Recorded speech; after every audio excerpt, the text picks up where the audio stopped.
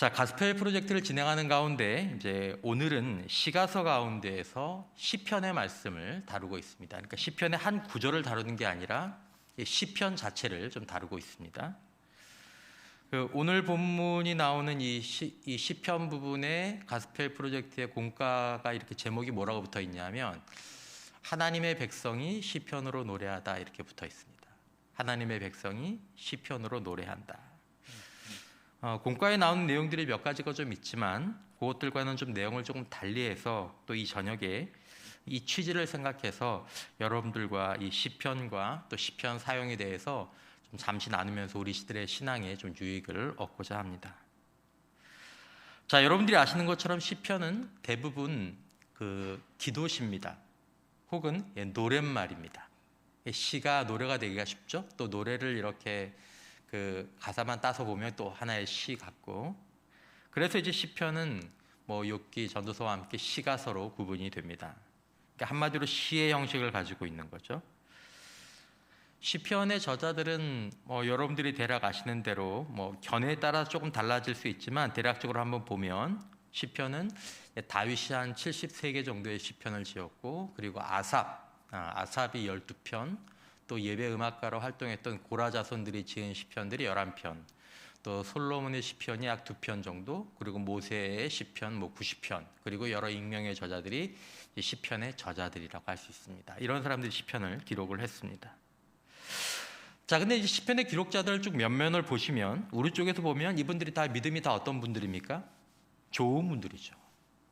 하나님과의 관계가 좋고 믿음이 좋은 분들입니다. 우리가 보면 이제 영적인 거장들이죠. 자, 이분들은 하나님의 이 살아계신 하나님을 경험하고 체험하고 하나님의 계시를 받았던 그런 사람들입니다. 이들은 하나님에 대한 참된 지식이 있었던, 또 체험이 있었던 사람들이죠. 하나님이 누구신가? 하나님은 어떤 성품을 가지고 계시고, 하나님은 어떤 일을 하셨고 어떤 일을 하고 계시고, 그리고 어떤 일을 하실 것인가? 이것에 대해서 계시적인 은혜를 받은 사람들입니다.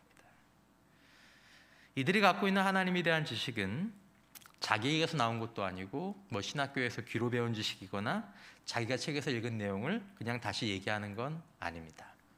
차라리 그런 건 좀 쉽겠지만 이제 그런 걸 이렇게 시로 이렇게 고백하는 건 더 어려운 일이죠. 아무튼 자, 이들은 하나님의 율법을 자기의 삶을 가지고 묵상하면서 그 말씀들을 살아냈던 사람들이고, 그 말씀의 힘을 경험한 사람들이고, 그 말씀을 가지고 의심했다가 그 의심과 삶이 충돌하는 지점에서 그 말씀을 다시 확신하기도 했던 그런 이제 신앙의 여정을 거친 사람들이, 신앙의 초보자들이 아닌 거죠. 이 사람들은 하나님의 말씀을 가지고 하나님과 함께 하루를 시작하고 하나님과 함께 그 말씀 안에서 살고 하루를 마무리했던 사람들입니다. 즉, 이 사람들은 하나님에 대한 체험적이고 인격적인 지식을 가지고 있었고, 계시적인 지식을 가지고 있었고, 하나님의 영이 그 사람들에게 임한 사람들이고, 그들은 여러 상황들 속에서 거룩한 영감으로 자신들이 하나님 앞에 드리는 이 기도를 다듬었고 찬양을 다듬어서 여기에 기록했습니다. 자, 그러면 이분들이 기록한, 또 이분들을 통해서 기록된 이 말씀 안에 과연 어떤 것들이 담겨 있겠느냐라는 거죠. 먼저 하나님에 대한, 이들의 시편을 보면 하나님에 대한 그들의 지식, 하나님에 대한 그 영적 공동체의 지식이 거기에 담겨 있죠. 시편에 담겨 있는 것입니다. 하나님이 어떤 분이신가, 어떤 성품을 갖고, 어떤 속성을 가지고, 어떤 일을 하시는 분인가, 어떤 일을 하실 분인가, 이런 영적인 지식들이 그들의 기도 가운데 고스란히 시편에 담겨 있게 되는 것이죠. 그걸 읽어보면서. 자, 또 한 가지 시편은 인생의 여러 상황들 속에서 드려진 기도와 찬양입니다. 여러 상황들. 근데 이 여러 상황들이라는 게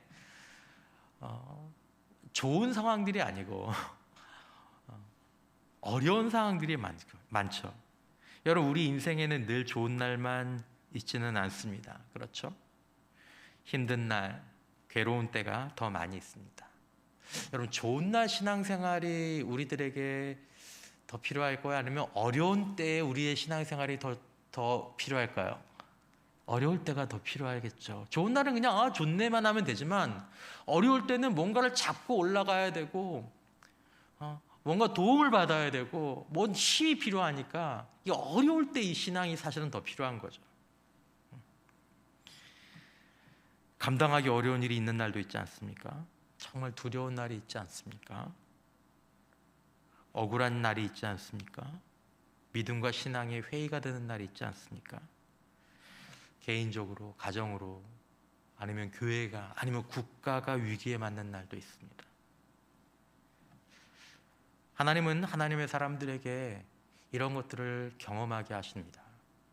광야 길을 걷게 하십니다. 하루 이틀이 아니라 1년, 2년이 아니라 하나님의 사람들, 하나님의 공동체는 많은 어려움과 고난을 당하게 됩니다. 마치 우리 주님이 어려움과 고난을 당하는 것처럼. 때로 이 하나님의 사람들이 스스로 위기를 자초한 경우도 있습니다. 우리도 그럴 때가 있지 않습니까? 우리 스스로가 잘못을 해서 인생을 어렵게 만드는 그런 일들이 있죠.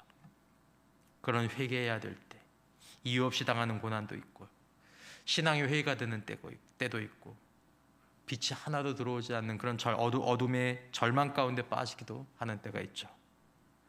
그 속에서 하나님의 사람들과 하나님의 공동체가 드린 기도, 찬양시, 이것이 바로 시편입니다.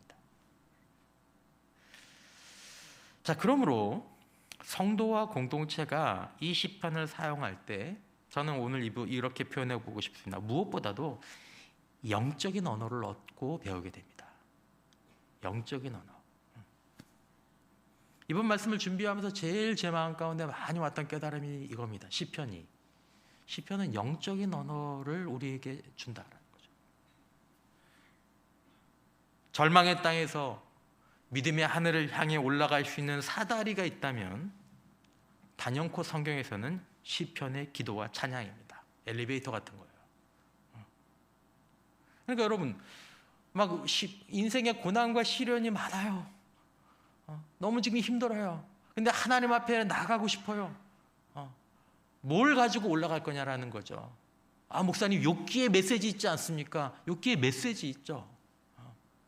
그럼 어떻게 기도하고 어떻게 하나님 앞에 나갈 수 있는 그 언어들, 그 개념들, 그게 어디 담겨 있느냐라는 거죠. 시편에 담겨 있습니다. 시편에. 정말 여러분, 오늘 특별히 여러분들과 나누고 싶은 것은 이 시편이 우리에게 영적인 언어가 된다라는 것입니다. 여러분, 외국에 나가면 하고 싶은 말이 많은데 그 나라 말을 못해서 답답했던 적이 있죠. 내가 한국말로 하라고 하면 진짜 3시간도 할 수 있는데 뭐 하고 싶은데 이렇게 말을 못해가지고 막 답답한. 여러분, 우리가 그리스도인으로 살면서 기도할 때나 예배할 때, 찬양할 때 내가 무슨 말을 해야 될까? 어떻게 말해야 될까? 때로 그리스도인들 가운데서 이런 부분에 어려움을 겪는 분들이 계시는 것 같아요. 또 예수 믿고 난 다음에 얼마 안 됐을 때 어떤 말로 하나님 앞에 기도해야 될까? 뭔가 이 마음 가운데 어떤 감정은 있는데 이 언어가 없는 거죠. 한국말은 할 수 있지만 영적인 언어는 한국말하고 다르잖아요. 그 언어. 시편은 그리스도인들에게 영적인 언어를 제공합니다. 예배에서뿐만 아니라 개인적인 삶에서도 그렇습니다. 그러므로 우리가 시편을 읽고 시편으로 기도를 계속 반복하다 보면 하나님의 사람들이 자신과 같은 상황과 마음이 들 때 어떻게 기도했는지, 노래했는지를 보게 됩니다. 그리고 시편을 이렇게 읽다 보면 정말 이게 내 마음이다. 이게 내 마음이다. 이게 내가 하고 싶은 말이다. 이런 걸 발견할 때가 굉장히 많습니다. 그래서 시편을 기도하는 마음으로 자주 낭독하다 보면 영적인 언어가 트이게 됩니다. 그러니까 시편으로 영적인 언어를 트이면 이게 여러분, 언어가 고급스러우면 그 사람의 지성과 인격도 고급스러워지지 않습니까? 시편으로 영적인 언어가 트이면 이 신앙이 되게 고급스럽게 됩니다. 영적인 언어를 배우게 되죠. 자신의 삶의 순간에 강력한 시편의 언어를 붙잡을 수 있게 됩니다. 여러분 때로 외국 전쟁 영화 같은 데 보시면 막 2차 대전, 1차 세계대전 뭐 이럴 때 포화가 막 빗발치는 가운데에서 이제 갓 전쟁에 투입된 신병이 참호 속에서 총만 잡고 덜덜덜 떨면서 있습니다. 막 두려움에.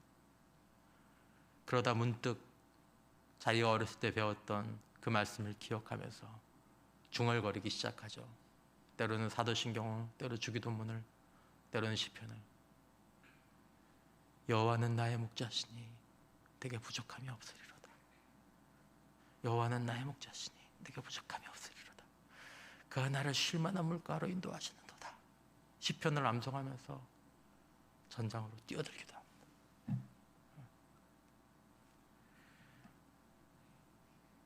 두려움 속에서 용기를 가지고 적지를 향해 달려나가기도 하는 거죠. 그리고 때로 그들이 전사할 때,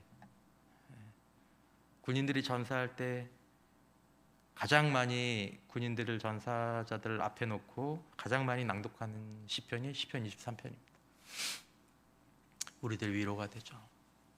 내가 사망의 음침한 골짜기를 갈지라도 주의 지팡이와 막대기가 나를 안위하시나이다.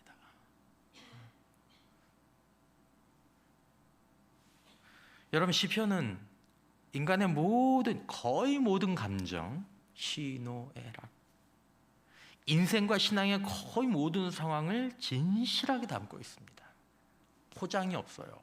시편을 읽을 때는 어떤 시보다도 시편 같은 경우는 분명히 시로서 우리의 감정을 담아내고 있지만 굉장히 진실하다라는 것을 우리가 느끼게 됩니다. 그러니까 시편은 인간의 감정이나 생각을 가감없이 솔직하게 표현합니다. 불편할 만큼 충격적이고 진실하게 표현한다 그랬어요. C.S. 루이스는 그 말을 했거든요. 그러니까 신앙의 선배들은 이 시편을 종교적인 문서가 아니라 인간의 영적인 여정, 인간의 감정의 진실을 탐구하는 깊은 작품이라고 보았습니다. 여러분, 인생이 깊은 어둠과 절망 속으로 막 빠져들어가는 것 같을 때 시편에 음을 붙인 그 찬양들이 때로 우리 영혼 가장 깊은 곳에서 흘러나오거나 우리를 끌어가고 있지 않습니까? 우리도 뭘 찬양한 것처럼 여호와는 나의 빛이요 여호와는 나의 구원이시니 내가 누구를 두려워하리요. 여호와는 생명의 피난처시니 주의 인자가 생명보다 나음으로. 이 사다리를 누가 얻냐는 거예요. 이런 한 단어, 두 단어가 뭉쳐서 이끌어내는 그 영혼의 강력한 그 비전을 시편이 갖고 있는 거죠. 그러므로 이 언어가 없다면 우리는 절망적인 현실의 구덩이를 빠져나올 수 없습니다. 내 말이 엉켜서 구덩이에 빠졌는데 사다리가 없는 것과 비슷한 처지에 놓이게 되는 거죠. 영적인 언어는 말만 배우는 것이 아닙니다. 말을 배우면 거기에 지식이 담기고 거기에 문화가 담기게 되죠. 영적인 언어가 풍성하고 깊어지면 영적인 지식, 하나님과 하나님의 성품, 하나님이 하시는 일, 하나님이 하신 일, 하나님이 하실 일에 대한 지식도 풍성해집니다. 여호와는 나의 빛이시요 여호와는 나의 구원이시고 여호와는 생명의 피난처시니. 그 말을 배운 사람이 그 말을 깊이 묵상할 때 하나님에 대해서 어떤 것들을 알게 되겠습니까? 다르죠. 그 말을 못 배운 사람하고는 다른 사람이 되는 거죠. 영적인 지식인 하나님에 대해서뿐만 아니라 시편은 나에 대해서, 그리고 일반적인 사람들에 대해서, 인생의 슬픔이나 고통에 대해서, 아픔과 고통에 대해서, 쾌락과 허무에 대해서 지식들을 다 담고 있습니다. 인생은 쏜 화살과 같다. 그 나를 계수할 지식을 누가 얻게 하겠느냐. 한마디로 시편은 하나님과 하나님에 대한 지식, 기독교 신앙과 인간, 인생을 모든 걸 다 요즘 말로 다 갈아 넣었습니다. 전부 다 갈아 넣었어요. 그리고 단순히 그 모든 걸 갈아 넣어 놓는데 그치지 않고 그것을 아름다운 신앙의 보석으로 다 정제해 놨습니다. 이렇게 엑기스만 다 모아가지고 그것도 예쁘게 탁탁탁 박아놓고. 이게 시편의 가치입니다.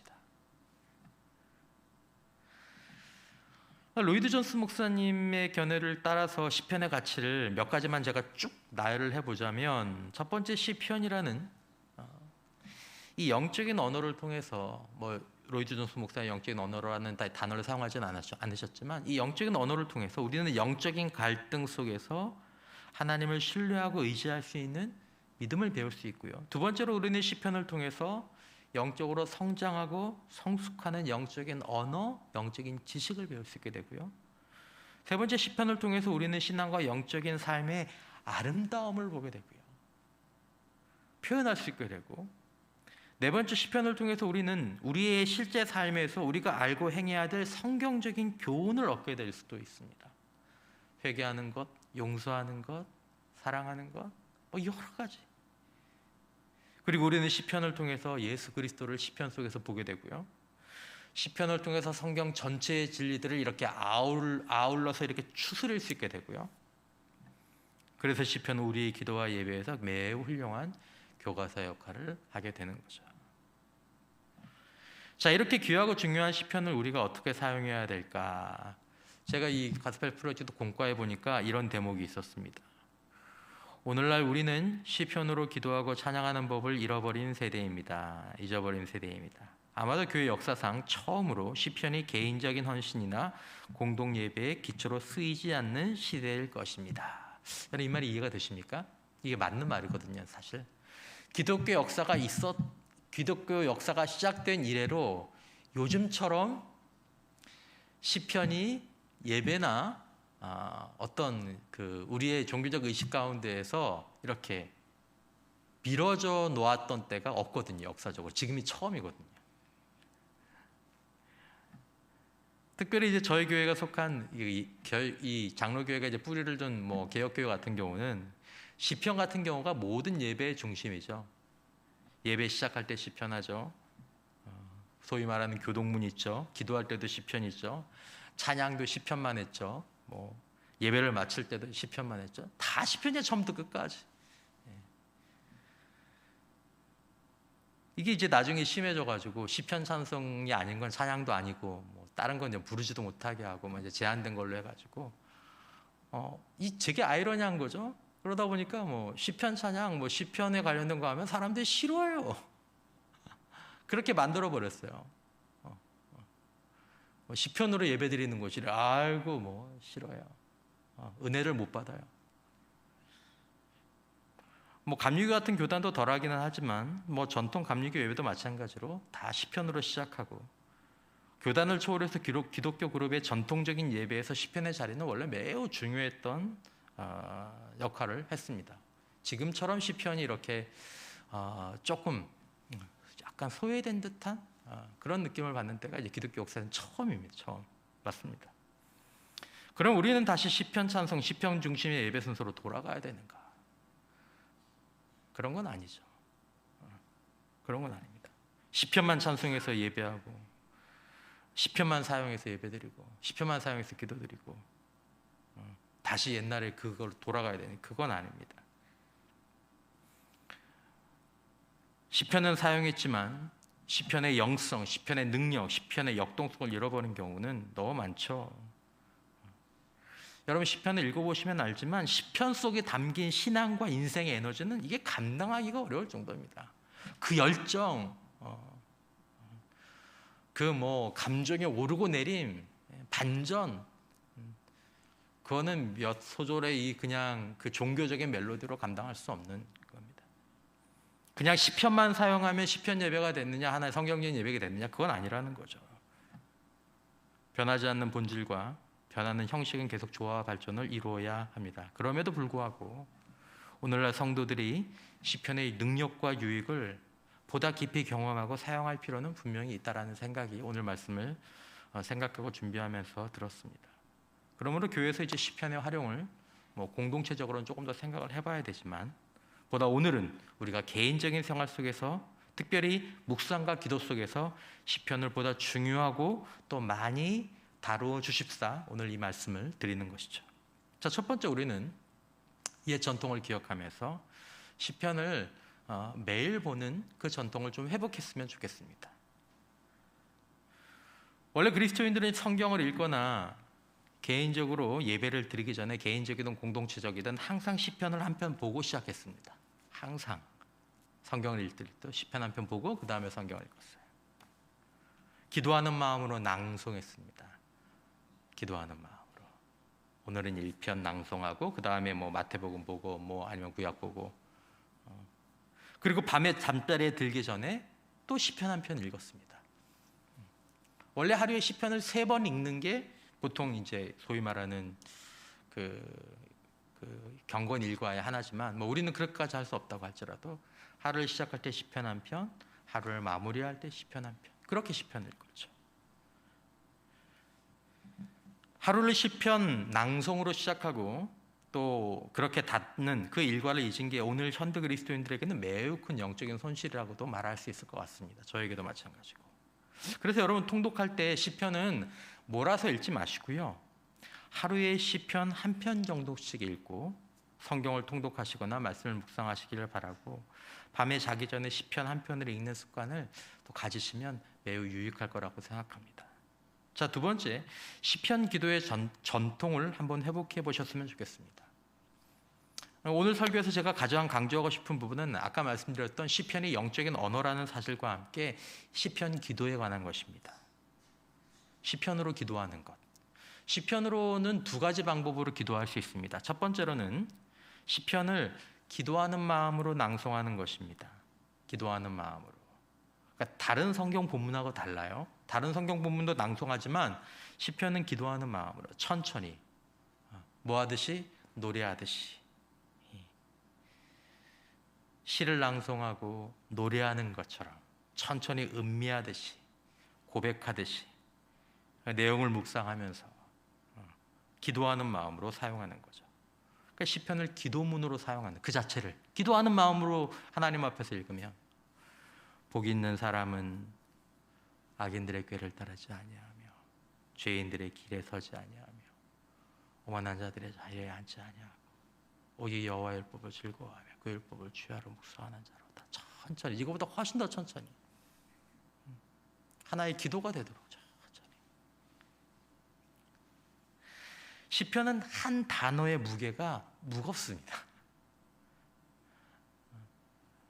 다른 성경들보다 이 한 시가서의 특징이 그렇죠. 한 단어의 무게가 무거워요. 그러니까 더 천천히 가야 되는 거죠. 한 문장 안에 엄청나게 많은 걸 담고 있습니다. 그러니까 빨리 지나가면 안 되는 거죠.